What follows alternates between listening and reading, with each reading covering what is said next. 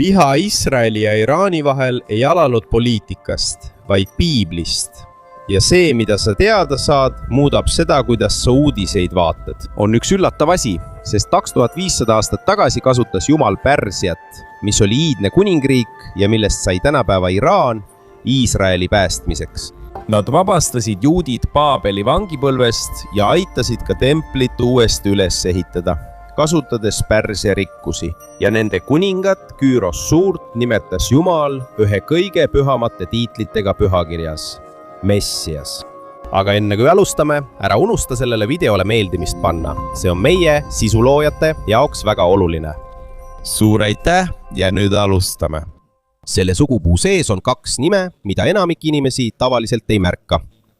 Esimene neist on Eelam, Seemi poeg. Tema järeltulijad, keda kutsuti eelamlasteks, rändasid ja asusid elama viljakale maale Iraani edelaosas. Pärsia lahe lähedal. Ja nad jõudsid isegi nii kaugele, et konkureerisid võimsate kuningriikidega nagu Babyloonia ja Assüüria. Teine nimi on Madai, Jaafeti poeg. Ja tema järeltulijad, keda kutsuti meedlasteks, elasid Iraani põhjaosas mägedes. Inimesed, kes olid harjunud raskustega, tugevad ja karmis keskkonnas karastunud, mis tõttu said neist vaprad sõdalased. Aja jooksul suutsid nad luua kuningriigi, mis oli piisavalt tugev, et väljakutset esitada oma aja võimsaimatele impeeriumitele. Kuid juba varakult oli pingeid, sest esimese Moosese raamatu 14. peatükis on kirjas piibli esimene suur sõda, kus 4 ida kuningat ühendasid jõud. Ja neid juhtis Eelami kuningas Kedarlaome. Ja nad tungisid Kaananisse, röövisid linnu, orjastasid inimesi ja võtsid vangi ka Loti, kes oli Adonai vennapoeg. Eelam oli esimene riik pühakirjas, kes ründas Jumalasse uskuvaid inimesi. Kuid Abraham ei jäänud vaikseks, sest kuigi tal oli vaid 318 väljaõppinud meest, ajas ta kuningaid taga. Abraham uskus isegi siis, kui ta oli jätnud maha oma maa, perekonna ja kõik, mida ta teadis, et järgida Jumalat, keda ta ei näinud. Aga oli üks probleem, sest Saara ei saanud lapsi. See on selgelt öeldud esimese Moosese raamatu 11. peatükis 30. salmis.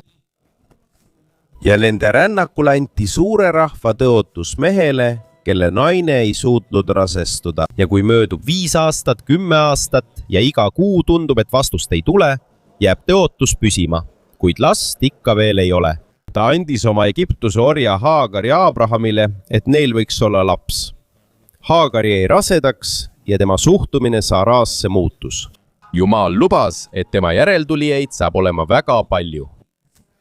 Ja lapsele pandi nimeks Ismael, mis tähendab Jumal kuuleb. Kuid sellega kaasnes ka hoiatus. Öeldi, et see laps võitleb kõigi vastu ja kõik võitlevad tema vastu. Ta elab oma vendadega pidevas pinges. Abraham oli 99-aastane ja Saara 90-aastane. Ja Jumal ütles, et Saara saab lapse ja tema nimeks saab Iisak. Ja temaga sõlmitakse leping, mitte Ismaeliga. Abraham kummardus, ta naeris. Aga pärast seda palus ta, kui võimalik, õnnista ka Ismaeli. See ei olnud leppimine, vaid isa palve oma armastatud lapse eest. Ismael saab õnnistatud, tal on 12 vürsti ja temast saab suur rahvas. Kuid leping kuulub ainult Iisakile. Ja seal algas tõeline lahknemine. Saara nägi Ismaeli naermas. Pole selge, kas ta lihtsalt mängis või pilkas. Aga Saara jaoks oli sellest piisav, et orjatar ja tema poeg minema ajada. Abraham ärkas järgmisel hommikul vara. Ta valmistas leiba ja vett ning saatis oma esmasündinu kõrbe. Isa, kes naasis oma telki üksi, Hagar kõndis seni, kuni vesi otsa sai. Ta pani Ismaeli ühe puu alla. Ta läks natuke eemale, piisavalt kaugele, et mitte näha, mis võib juhtuda. Ja ta nuttis. Kuid Jumal kuulis last. Jumal avas Hagari silmad ja ta nägi kaevu. Ismael jäi ellu. Ta kasvas üles Parani kõrbes. Temast sai osav vibulaskja. Ja tema 12 poega sai 12 vürstiks Araabia hõimude algus. Rahvas, kes sai alguse hülgamisest. Iisakil sündis poeg, keda kutsuti Jaakobiks ja kellele anti nimi Iisrael. Tema 12 pojast said Iisraeli 12 suguharu. Piiblis on kirjas veel üks viimane stseen. Esimese Moosese raamatu 25. peatükis 9. salmis seisavad Iisak ja Ismael koos Abrahami haual. Ühtegi sõna pole kirjas. Pole leppimist. Ainult vaikus.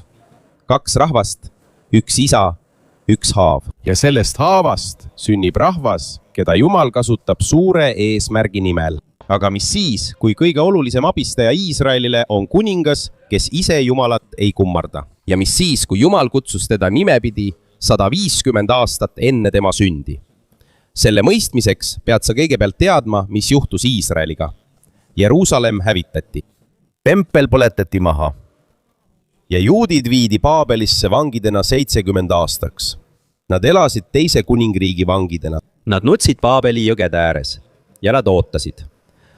Aga enne kui see kõik juhtus, oli Jumal juba midagi Pärsia kohta öelnud. On 2 ennustust, mis olid enne kõike muud. Esimene neist on kirjas Jesaja 13:17. Jumal ütles, et ta kasutab meedlasi, rahvast, kes saab olema pooleks Pärsia impeeriumist, vahendina, et karistada rahvast, kes hävitab Jeruusalemma. Juba enne kuriteo toimumist teatakse, kes tegutsema hakkab. Veelgi üllatavam on teine ennustus. See on kirjas Jesaja 44:28. Jumal rääkis kuningast, kes polnud veel sündinud, et just teda kasutab ta. See kuningas teeb Jumala tahtmist. Tema ütleb, et Jeruusalemm ehitatakse uuesti üles ja tempel taastatakse. Kuningas nimetati nimepidi, linn nimetati nimepidi, tempel nimetati nimepidi. Kõik see öeldi 150 aastat enne, kui Küüros suur sündis. Ja Jumal ei öelnud seda prohvetlust niisama. Ta valmistas Pärsia riiki ette samm-sammult, põlvkond põlvkonna järel. Teoses ühendas eraldi elanud meedlased ja tegi neist ühe kuningriigi. Seejärel korraldasid järgmised valitsejad nende armee ja sõlmisid lepinguid teiste rühmadega. Meedlased aitasid kaasa Nineve, Assüüria impeeriumi pealinna langemisele 612 e.Kr. Kui see kõik toimus, tundus kõik vaikne, kuid tegelikult valmistas Jumal juba ette neid, keda ta Iraani mägedest kasutama hakkab. Valmistatakse ette eesmärgiga, mis ilmneb alles Babyloni langemise öör. Babyloni sees on üks noor vang, kes jälgib seda kõike. Tema nimi on Daniel. Nebukadnetsari unenäos kuju puhul rinnus ja hõbedast käsivarred sümboliseerivad Meediat ja Pärsiat. 2 käsivart, 2 rühma, kuid 1 kuningriik. Danieli raamatu 7. peatükis on veel üks nägemus. Suur karu, kelle üks kehapoole on tõstetud ja kelle suus on 3 konti. Iga kont sümboliseerib tegelikku vallutust. Esimene on Lüüdia, kus Küüros alistas Kroisose, keda peeti tol ajal maailma rikkaimaks meheks. Teine on Babylon ise. Ja 3. on Egiptus, kus Küürose poeg Kambyses teine alistas Vaarao Pelusiumi lahingus. 3 luud, 3 kuningriiki, 3 korda täitus üks nägemus. Seejärel Danieli raamatu 8. peatükis on veel üks sümbol. Üks jäär 2 sarvega, millest üks on kõrgem kui teine. See on Meedia ja Pärsia, kuid on selge, et Pärsia on ülekaalus. Saabub öö, mil Babylon langeb. Ja see on üks kõige dramaatilisemaid hetki pühakirjas. Beltsatsar korraldas suure pidusöögi 1000 aadliku jaoks. Oma suure uhkuse tõttu lasi ta tuua püha esemed, mis olid võetud Jumala templist Jeruusalemmas. Nad kasutasid neid, jõid ja kiitsid ebajumalaid. Äkitselt ilmus käsi ja kirjutas palee seinale. Mene, mene, tekel uparsin. Kuningas kahvatas. Kutsuti Daniel. Ta selgitas sõnumit. Kuningriigi päevad on loetud ja see saab otsa. Kuningriik jagatakse ja antakse meedlastele ja pärslastele. Samal ööl muutis Küüros Eufrati jõe voolu ja sisenes Babyloni mööda kuivanud jõe sängi. Väravad ei olnud isegi suletud. Beltsatsar tapeti. Ja Babylon langes täpselt nii, nagu ennustuses öeldi.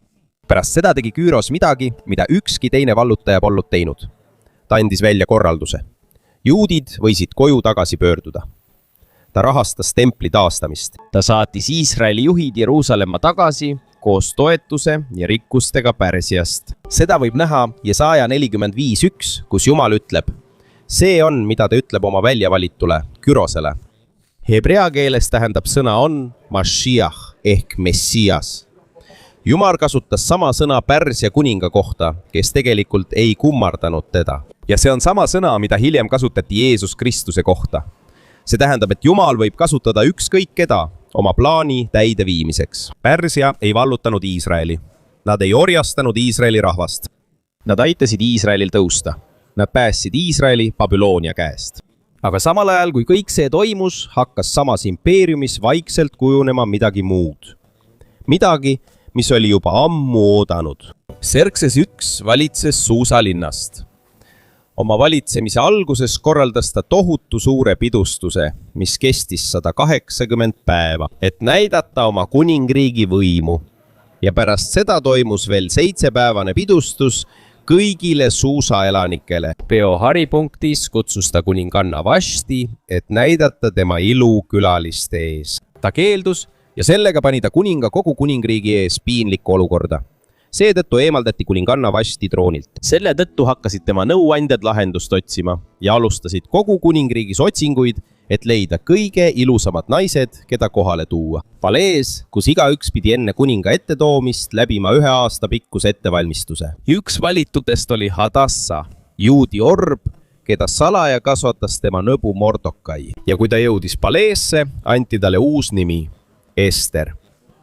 Kuningas valis tema kõigist teistest, teadmata, et ta on juut. Samal ajal tõusis kuningriigis kõrgeimale positsioonile mees nimega Haman, keda kõik austasid ja kelle ees kõik kummardasid, välja arvatud Mordokai. See keeldumine ajas Hamani väga vihaseks ja talle ei piisanud enam ainult 1 inimese karistamisest. Seetõttu kavandas ta midagi palju hullemat, hävitada kogu juudi rahvas, mehed, naised ja lapsed kogu Pärsia impeeriumis. Ta veenis kuningat allkirjastama käsku kuningliku sõrmusega. Nad määrasid kuupäeva ja hävitusplaan hakkas tööle. Aga on üks oluline detail, sest Esteri raamatu 3. peatüki 1. salmis mainitakse seda. Ja see pole lihtsalt tavaline nimi, sest Agag oli Amalekide kuningas, kes pärines Eesavist. Juba 2. Moosese raamatu 17. peatükis ütles Jumal, et Amaleki vastu saab olema pidev sõda. Ja 1 Saamoli raamatu 15. peatükis käskis Jumal kuningas Sauli hävitada nad koos nende kuningaga, kuid ta ei viinud seda lõpuni. Ja kui vana vaenlane jääb hävitamata, tuleb ta tagasi teisel ajal, teise nime all, kuid sama vihaga. See viha ei alanud Pärsias, vaid palju varem. Ester teadis seadust. Kui sa lähed kuninga ette ilma kutsumata, ootab sind surm, välja arvatud juhul, kui kuningas tõstab oma skeptri. Ja juba 30 päeva pole teda kutsutud, kui ta otsustas sisse minna. Ta pani selga oma kuninglikud riided, kõndis sisse, seisis kuninga ees ja ootas. Ning kuningas tõstis skeptri. Aga Ester ei rääkinud kohe. Ta kutsus kuninga ja Hamanik pidusöögile. Siis teisel korral lasi ta pingel tõusta ja Hamanil uhkeks minna. Alles teisel pidusöögil ütles ta tõe välja. Meie vaenlane on see kuri mees, Haman. Kuningas vihastas väga. Ja Haman poodi üles just sellele poomile, mille ta oli Mordokai jaoks ehitanud. Ja päev, mis oli määratud hävitamiseks, sai võidupäevaks, mida nimetatakse Purimiks ja mida tähistatakse siiani. Aga selline viha ei kao lihtsalt ära. See muudab vaid oma kuju. Palju aastaid möödus, Rooma tõusis ja Pärsia kadus loo keskelt. See ei kadunud Jumala plaanist. Matteuse 2. peatükis tulid idast tähetargad preestrid ja õpetlased Pärsiast, kes tundsid teadust, astronoomiat ja iidseid kirjutisi. Ja tõenäoliselt uurisid nad kirjutisi, mille Daniel jättis, kui ta oli Babylonis ja Pärsias. Danieli 9. peatüki 25. salmis on täpne arv, millal Messias tuleb. Seega ei järginud tähetargad lihtsalt tähte, sest nad juba teadsid, keda nad otsivad. Ja kui täht ilmus, kinnitas see lihtsalt nende teadmist. Nad ületasid kauged kõrbed, kandes 3 kingitust. Kuld kuninglikkuse jaoks, viiruk jumalikkuse jaoks ja mürr tulevase surma jaoks. Samal ajal teadsid Jeruusalemma õpetlased Miika raamatu 5. peatüki 2. salmi prohvetlust ja teadsid, kus Messias sünnib. Aga nad ei läinud isegi lähedalegi. Pärslased ületasid kõrbe, et kummardada. Pärsia vabastas Iisraeli, aitas templit uuesti üles ehitada ja tunnustas esimesena Jumala poega. Nii et küsimus on nüüd, kuidas sai Pärsiast Iisraeli suurim vaenlane? Vastus on Danieli raamatu 10. peatükis ja see on osa, mida sageli eiratakse. Sest mis siis, kui Iisraeli ja Iraani tõeline võitlus ei toimu ainult siin maailmas? Daniel paastus 21 päeva järjest. Süda Jeruusalemma jaoks. Ta ei söönud maitsvat toitu, ei liha ega veini. Ta palvetas, ootas. Ja 21. päeval nägi ta midagi Tigrise jõe ääres. See, mida ta nägi, polnud tavaline. Üks mees riietatud linasesse. Tema keha säras. Nägu oli nagu välk. silmad olid nagu tuli, tema käed ja jalad olid nagu läikiv metall. Ja tema hääl oli nagu paljude inimeste hääl. Daniel kukkus maha. Tema kaaslased ei näinud seda olendit, kuid nad tundsid suurt hirmu ja jooksid minema. Daniel jäi üksi maha, maas ilma jõuta. Olend puudutas teda ja rääkis. Ta ütles, et juba esimesest päevast, kui Daniel otsis mõistmist ja alandas end Jumala ees, oli tema palvet kuulda võetud. Ja vastus saadeti kohe tema sõlade pärast. Kuid midagi juhtus. Keegi takistas seda. Pärsia kuningriigi vürst takistas teda 21 päeva jooksul. Peatume korraks siin. Jumala saadik, kes saadeti vastusela Danieli palvele juba esimesel päeval, peatati 3 nädalaks. Mitte inimese poolt, mitte kuninga poolt, vaid ühe vaimse olendi poolt, keda nimetatakse Pärsia vürstiks. See ei ole inimene, see ei ole sõdur, see on langenud ingel, kellel on selles piirkonnas võim. Ja tal oli piisavalt jõudu, et takistada Jumala saadikut 21 päeva jooksul. Vaja oli isegi peaingel Miikaeli abi, et läbi pääseda. See tähendab, et riikidel ei ole ainult inimjuht. Danieli 10. peatüki järgi tegutsevad ka vaimsed jõud kulisside taga. Need on jõud, mida silmaga ei näe ja mida relvad ei taba. Kui Küüros Suur tegi maa peal otsuseid, et aidata Iisraeli, toimus nähtamatus maailmas võitlus, et seda takistada. Võitlus Iisraeli pärast ei ole ainult poliitiline, see on palju sügavam. See on põhjus, miks ükski kokkulepe ei kesta kaua. See on põhjus, miks iga relvarahu lõpeb ikkagi uue segadusega. Sa ei saa sõlmida kokkulepet vainse olendiga. 1000 aasta jooksul pärast Küroose aega olid Pärsia ja juutide suhted head. Pärast Küürost ja Esterit olid suhted pikka aega head. Oli juute, kes said impeeriumise õpetlasteks, ärimeesteks ja juhtideks. Talmud koostati isegi Iraani maal. Pärsia võimu all arenes juutide elu seal mitme põlvkonna jooksul. See ei ole vihal põhinev lugu. See on lugu kokkuleppest ja harmooniast. Aga 7. sajandil toimus muutus. Araablased vallutasid Pärsia impeeriumi. Pärsia, mis oli kaua järginud zoroastrismi, muutus islami usuliseks. Ja siis muutus ka suhtumine. Uues usus ei olnud Ismael enam tõrjutud poeg. Temast sai nüüd tõeline pärija. Üks mitte-araabia riik päris viha, mis tuli Araabia maailmast. Ja sellega koos tuli tagasi haav, mis ulatub Abrahami ajastusse. Sellegi poolest ei saanud Iisraelist kohe vaenlast.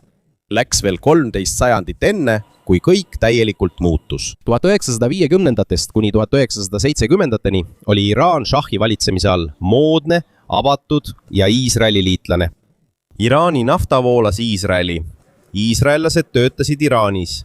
Nende luureteenistused tegid koostööd. Tel Avivi ja Teherani vahel olid isegi otselennud. Teheran oli tol ajal nagu Pariis, moodne ja maailmale avatud. Kuid kõik muutus 1979 aastal. Ta kukutati võimult ja ajatollah Khomeini naasis pärast 14 aastat pagendust. Vaid mõne kuuga muutus kõik. Iisraeli saatkond röövati ja anti üle Palestiina vabastusorganisatsioonile. Taaveti täht eemaldati ja Khomeini kuulutas, et Iisraeli hävitamine ei ole ainult valitsuse otsus, vaid ka usuline kohustus. See on iga moslemi kohustus kogu maailmas. Samad tänavad, mida varem kasutasid Iisraeli diplomaadid, täitusid meeleavaldustega, kus karjuti vihaselt Iisraeli vastu. Sama luuresüsteem, mis varem tegi koostööd Mossadiga, seda kasutati ka Hezbollah loomisel, Hamasi rahastamisel ja islami džihaadi relvastamisel. Riik, mida kunagi kasutati Iisraeli päästmiseks, on muutunud riigiks, mis ähvardab. Kutsutakse üles see kaardilt kustutama. Ja see ei juhtunud pika aja jooksul. Peaaegu vaid 1 aastaga muutus kõik. Nii et küsimus on nüüd, kas see oli lihtsalt poliitika, lihtsalt revolutsioon või on sellel veelgi sügavam põhjus? Kas on võimalik, et keegi tegutseb varjatult, nagu Nineveh Pärsia vürsti tagasitulek? Piibel ei räägi ainult sellest, mis Pärsia kunagi oli. See räägib ka sellest, mida see tulevikus teeb. Ja kirjutatu põhjal pole see siiani veel juhtunud. Üle 2600 aasta tagasi kirjutas Ezekiel sõjast, mis pole siiani veel aset leidnud. Ja nimekirjas mainiti esimesena Pärsiat. Ezekieli 38. peatükis ütles Jumal, et astu Magogi maalt pärit Gogi vastu ja hoiata tema eest. viimsel ajal koguleb suur rühm riike Iisraeli vastu. Nad tulevad nagu torm, nad katavad maa nagu pilv. liitlased on selgelt nimetatud. Esimesena on Pärsia, mis on tänapäeva Iraan, järgneb Kush, mis viitab Sudaanile ja Etioopiale, seejärel Put, mis on seotud Liibüa ja Põhja-Aafrikaga, samuti Gomer ja Pettokarma, mida seostatakse Türgi ja Kaukaasia piirkonnaga. Ja nende juhiks on Kuug Magugist, keda teadlased sageli seostavad võimsa rühmaga põhjast. Venemaa, Iraan, Türgi, Sudaan, Liibüa. Kui loed Hesekieli nimekirja ja võrdled seda tänapäeva uudistega, näed, et see pole lihtsalt juhus. Iraani ja Venemaa sõjaline koostöö on tõeline ja muutub üha tihedamaks. Iraan annab Venemaale droone. Nad jagavad teavet, nad teevad ühiseid operatsioone. Iraani võrgustik on levinud erinevatesse piirkondadesse. Liibanonis on Hezbollah, Gazas Hamas ja Jeemenis Hutid. Türgi eemaldub järk-järgult lääne mõjusfäärist. Sudaan ja Liibüa on avatud Moskva ja Teherani mõjule. Ja nüüd, kui Liibüas on Islamivabariik pärast 28. veebruari kriisis, ei ole enam küsimus, kas liit tekib. Küsimus on, mis saab edasi. Rühm, mida Hesekiel kirjeldas 2600 aastat tagasi, näib nüüd kujunemas. Üks riik korraga, üks liit. Täpselt nii, nagu on kirjutatud. Aga ennustus ei lõpe sellega. See ei lõpe rünnakuga, see lõpeb Jumala vastusega. Nad ei saavuta edu, Jumal sekkub otse. Maavärin, tuli ja tohutu segadus, mis viib selleni, et väed hakkavad üksteisega võitlema. Ja Hesekieli 38. peatüki 23. salmis öeldakse seda selgelt. Jumal teeb end tuntuks paljude rahvaste ees ja siis nad saavad teada, kes ta on. Pärsia, kes aitas Iisraeli Küüros suure ajal, ja Pärsia, kes kaitses Iisraeli Esteeri ajal, on seesama Pärsia, kes ründab Iisraeli Koogi ajal. Tundub, et kogu lugu on nüüd täielik. Jereemia 49. peatükis on peaaegu kõigi rahvaste kohta ettekuulutus hävingust. Kuid üks on erand. Jereemia 49:34-39 on ettekuulutus Eelami vastu, mis on muistne nimi ühele Iraani osale. Ja see on kõigist erinev. Sõnumil on kaks osa. Esimene on kohtuotsus. Teine osa on midagi ootamatut. Esimeses osas ütleb Jumal, et ta murrab Eelami vibu, mis on nende jõu sümbol. Tol ajal tunti eelamlasi kui suurepäraseid vibukütte. Vibu ei olnud lihtsalt relv, see oli nende identiteet ja jõuallikas. Tänapäeval oleks selle vaste Iraani raketiprogramm, nende ballistilised raketid, droonid ja tuumaambitsioonid. See on nende jõu tugisammas. Ja Jumal ütles, et ta murrab selle. Ta toob kaasa hävingu. Ta näitab oma viha, aga seal on midagi sügavamat. Ta ei öelnud ainult, et hävitab Eelami. Ta ütles, et paneb sinna oma drooni. See tähendab, et see pole lihtsalt kohtumõistmine. Midagi suuremat juhtub. Ja pärast seda tuleb teine osa, kõige üllatavam. Viimsel päeval taastab Jumal Eelami olukorra. See on lubadus, mis erineb sellest, mida öeldakse kõigi teiste rahvaste kohta selles peatükis. Amonil, Edomil, Damaskusel, Kedaril ja Hatsoril on üks sõnum. See on ainult kohtuotsus. Tagasiteed pole. Aga üks on erinev. Ainult Eelamil on prohvetluses kaks osa. On kohus ja on taastamine. Ja see ei ole juhus ega lihtsalt kirjutamisviis. Vaid selgelt öeldakse, et Iraani lugu ei lõpe hävinguga. Ja kui sa arvad, et see tagasitulek on läinud kauges tulevikus, võib-olla muudab see su meelt, kui näed, mis praegu Iraanis toimub. Sest ühes Teherani keldris sosistavad mõned inimesed Jeesus Kristuse nime. Isegi kui nad teavad, et see on ohtlik ja nad võivad arreteeritud või tapetud saada. Sest Islamivabariigi seadused on islamiusust lahkujate vastu väga selged. Aga hoolimata sellest kohtuvad nad ikka edasi, igal nädalal, ja iga kord liitub keegi uus. Nad jagavad omavahel käsitsi kirjutatud pühakirja osi. Nad palvetavad vaikselt ja kui keegi uus tuleb, ütlevad nad peaaegu alati sama asja. Ma nägin teda unes ja ta ütles mulle, et ma otsiksin teid üles. Praegu on Iraanis üks maailma kiiremini kasvavaid maa-aluseid kristlikke liikumisi. Hinnanguliselt on seal kristlasi sadadest tuhandetest kuni üle miljoni. Nad usuvad salaja, isegi kui valitsus avaldab pidevalt survet. Seal on pastoreid, kes on vangistatud ja mõned on isegi tapetud. Aga selle asemel, et nõrgeneda, muutub see liikumine aina tugevamaks. Iga mahasurumine toob kaasa veelgi rohkem usklikke ja iga arreteerimine toob kaasa rohkem tunnistajaid. Sakarja raamatu järgi. Saabub aeg, mil riigid, kes olid varem Iisraeli vastu, tulevad Jeruusalemma, et kummardada ja ühineda pidustustega. Kus riigid, kes varem olid, saadavad rakette, toovad nüüd ohvreid ja riigid, mis varem toetasid segadust, ühinevad nüüd jumalateenistusega ja võimalik, et nende hulgas on ka Iraan. Sest maa, kust kunagi tuli niinimetatud Pärsia vürst, võib saada uue põlvkonna paigaks, kes põlvitab kuningate kuninga ees. See ei ole lihtsalt lootus, vaid seda ütleb pühakiri ja see ei käi ainult tuleviku kohta, sest see toimub juba praegu, kui Jumal rajab oma trooni eelamis. Ja on iraanlasi, kes on selle leidnud vaiksetes palvetes, käsitsi kirjutatud pühakirjades ja uledes, mis ületavad kõik piirid ja seadused. Seega see, mida Jumal ütles Jereemia kaudu, toimub järk-järgult. Ja riigis, mida maailm kardab, teeb Jumal midagi, mida ükski valitsus ei suuda peatada. Sest eelami tagasitulek ei ole mitte alles tulemas, vaid on juba alanud.